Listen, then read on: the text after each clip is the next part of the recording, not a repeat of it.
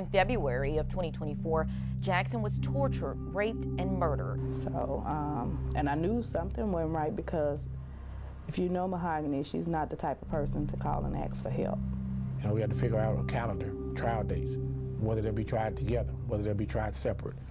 There are laws that dictate that as well.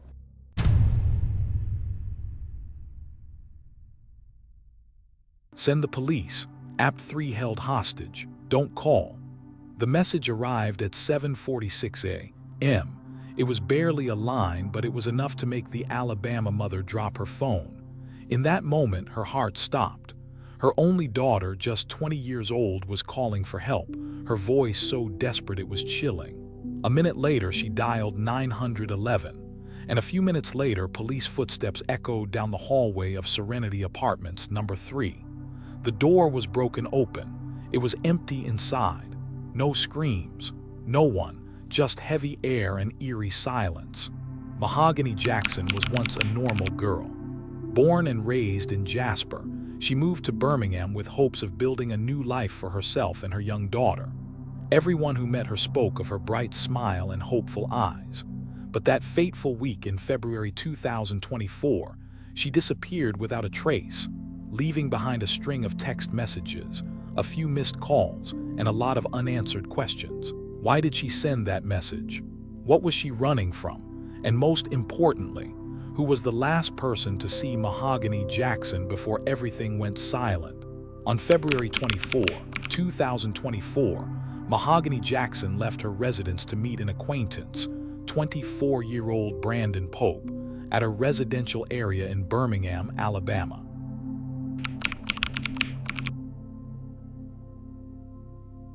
According to investigative reports, this was not a chance encounter, but a planned conversation. There was an unresolved personal conflict between them, stemming from an incident that occurred a few days earlier. Mahogany believed that Brandon had taken an important item from her, and this time, she decided not to stay silent. The conversation between the two men was not friendly. Multiple witnesses claimed to have seen Mahogany approach Brandon in an assertive manner, clearly showing an unwillingness to escalate the situation. The incident took place in an apartment where several other people were present, including Francis Harris, Jeremiah McDowell, and several other individuals from a group of mutual friends. According to the investigation, it was here that a tense situation took place, making those around him feel that Brandon lost face in front of his friends. Some witnesses testified that the atmosphere after the conversation became quiet and noticeably tense, as if everyone was waiting for something to happen. No one intervened, no one called the police. Everything passed quietly, but no one expected it to be a turning point. Hours later, members of the group, including Synia McCall, 23, Tasja Lewis, 26, Ariana Robinson, 23, and Giovanni Clapp, 23, are believed to have gathered at another location. From there, Mahogany was no longer the initiator. A shady clip of Mahogany emerged, which quickly became a key clue in the subsequent investigation. The video was filmed in a different apartment, in a different residential complex, also in Birmingham.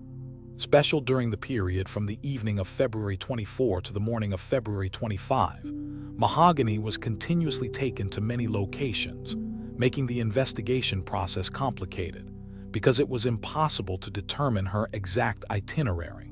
However, some residents heard arguing and saw large groups of people coming and going unusually at many times. Some people later reported this information to the authorities. Mahogany was found to have not been in contact with anyone close to her for more than a day, apart from a single text message to her mother on the morning of February 25. Prior to that, she had been texting and calling home frequently, especially her young daughter, which made her no-signal period all the more suspicious. People began to suspect that her phone had fallen into someone else's hands. Notably, no distress calls were sent from the afternoon of the 24th to the morning of the 25th, except for the final text message. This raises the suspicion that Mahogany's phone and communications may have been tapped. Investigators believe that the people around her at the time were all people who knew her, had social or personal relationships with her. No one was a stranger. Looking back, there were clear warning signs. The initial conflict with Brandon, Mahogany's uncharacteristic silence for nearly 30 hours, her unexplained movements through multiple locations, all were points in a chain of events that led to an unpredictable tragedy.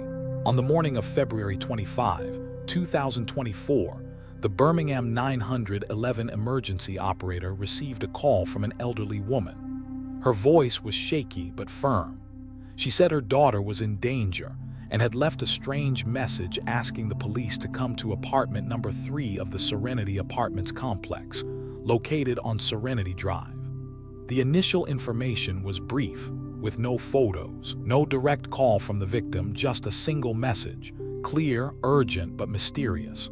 Less than 30 minutes later, at 8:15 a.m., the rapid response team arrived at the apartment complex. The atmosphere was strangely quiet. No commotion, no cries for help, no sign of an arrest. It was this silence that made the police even more alert. After knocking on the door but receiving no response, the police quickly completed the legal procedures and decided to open the door to check. Apartment number 3 looked normal from the outside, but when the door was opened, the atmosphere inside felt completely different. There was no sound coming from the rooms, but what was left was enough to put the response team on high alert.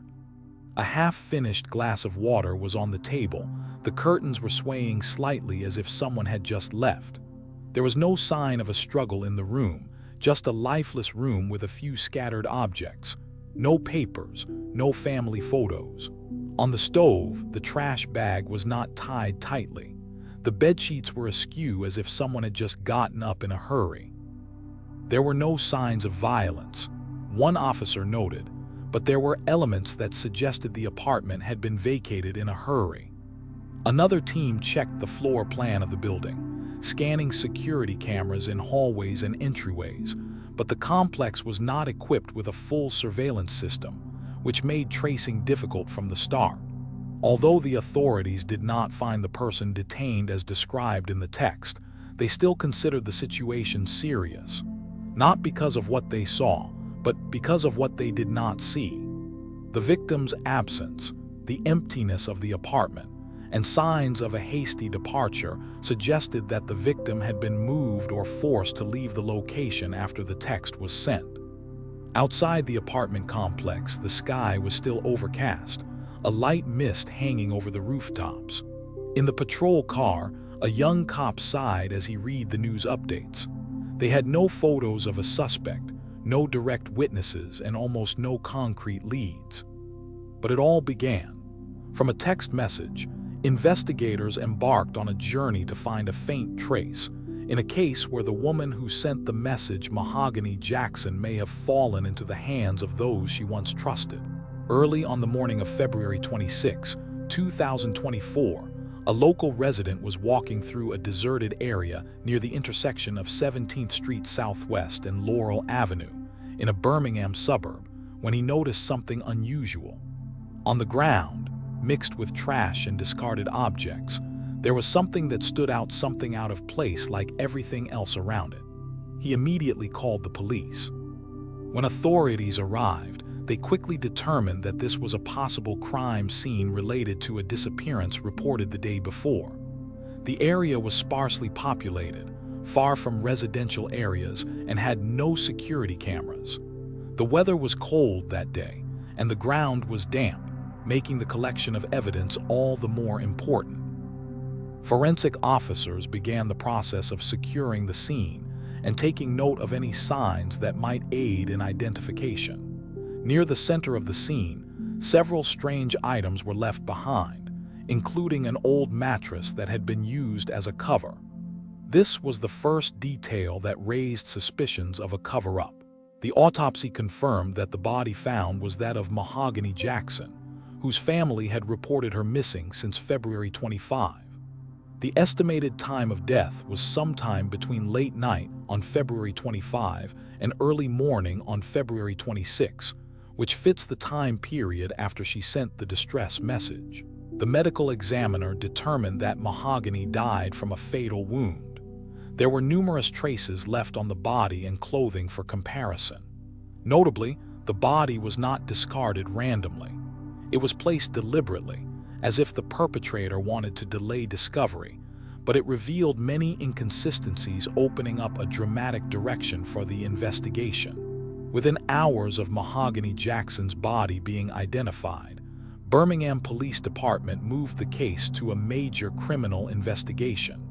It was now clear that this was no longer a simple missing persons case or an accident. It was a serious murder, with signs of collective and intentional involvement. Police began by compiling a list of all the people who had been in close contact with Mahogany in the 72 hours before she was found. The list was not random. It was based on data from the victim's phone, video footage, traffic cameras, and initial statements from local residents. Prominent among them was a group of Mahogany's former friends, people who had been to parties, chat groups, or had frequent social interactions with her. Instead of focusing on a single individual, the investigators used a circle-splitting strategy. They divided the contacts into 3 layers: the last person to see the victim, the closest contact, and the person with whom they had a conflict. From there, they gradually narrowed down the suspects based on their behavior and the time they appeared at suspicious locations. The breakthrough came from Mahogany's phone data, recovered through forensic technology. The device showed that in less than 12 hours after leaving her home, she had traveled to 3 locations, all within a 10-mile radius of where her body was found. However, the device was turned off shortly after 7:46 a.m., the exact time the distress call was sent. From that coordinate data, police discovered 4 phones that appeared at the same time as Mahogany. One of them belonged to a suspect on the list, who claimed he had not seen her that day. But that claim was quickly disproved when traffic cameras captured him sitting with Mahogany in a silver SUV just hours before she disappeared. Every little detail was scrutinized. A hoodie discarded near the crime scene, a cigarette pack with lipstick on it, a piece of tape caught in hair, all were sent to the forensic lab for DNA extraction. The seemingly inconsequential evidence began to piece together an organized pattern. The victim was held in an apartment, then moved several times, and finally murdered and dumped in a remote area. When the list of suspects was narrowed to 8, the police immediately issued arrest warrants and denied bail. During interrogation, they were separated to compare their statements. Immediately, contradictions emerged. Some said Mahogany had left safely, others blamed her for starting the fight, and some even accused each other. A tangled and contradictory web of testimony gradually emerged. However, the key point comes from a less than 1-minute video clip on a female suspect's phone. The video shows Mahogany being held in a dark room, surrounded by laughter. Most chillingly, a male voice can be heard saying, "Do something to her." That statement was not only a threat, but also the basis for the procuracy to raise the charge from causing injury to especially serious organized murder. The evidence was bolstered by GPS tracking data from another suspect's car, which had stopped near the scene of the body disposal, despite his earlier claim that he had stayed home all night. A piece of cloth found in the trunk of the car had blood on it that matched Mahogany's DNA profile. Police also obtained a deleted but restored group message, including a conversation that read, "She's getting out of hand, we need to end this." The message was sent just hours before Mahogany disappeared from all contact. By the end of February, all 8 suspects had been formally charged. 3 were identified as having played key roles in planning, coordinating the movement, and handling the evidence. The rest were charged as active co-conspirators. None of them were strangers. They had shared meals and laughs with Mahogany, and many were considered friends. In the investigation file, there is a note from the team leader in charge of the case. "We don't solve the case by one big detail, but by every little detail, every unintentional word, every conflicting look." That is also how a web of lies is gradually peeled away, to return the truth to a woman who once sent a final message and never received a reply. On December 16, 2024, the Jefferson County courtroom was packed as the 8 suspects in the Mahogany Jackson case appeared together for the first time. The atmosphere inside was tense and heavy. Both the prosecutor and the defense knew this would not be a simple trial. The prosecutor's office representative confirmed that Alabama would pursue the maximum penalty, the death penalty for all. In front of the victim's family, the charges were read aloud, especially serious murder, with the aggravating circumstances of kidnapping and an organized gang attack that lasted for several hours. During pretrial hearings in early February 2025, the full case file was released to both sides. Some lawyers responded that this was one of the largest evidentiary cases they had ever handled. Self-shot videos, forensic images of the scene, phone records, and witness statements were all listed in the open file. The clip showing Mahogany being held against her will is considered key evidence, showing the intentionality and collusion of the suspects. The procuracy affirmed that it would not negotiate or reduce the sentence for anyone, calling this a case that exceeded the threshold of social morality and that only the highest sentence was deserved. Defense attorneys sought to separate the trial from the responsibility of each defendant, even suggesting that the jury must reach an absolute consensus before passing a death sentence. They argued that the level of participation of each person was different and could not be considered as a whole. But the clips recording laughter, discussion, and group movement made the argument for reducing individual responsibility difficult to stand. As the defendants were led out of the courtroom one by one during their first appearance, Mahogany's mother, Gail Shearer, could not contain her emotions. She had been waiting for this moment for almost a year. In a brief statement to reporters outside the courthouse, she said in a choked voice, "My daughter has not been forgiven. So why should they be given clemency? With what they did, I think the world would be a safer place if they were no longer free."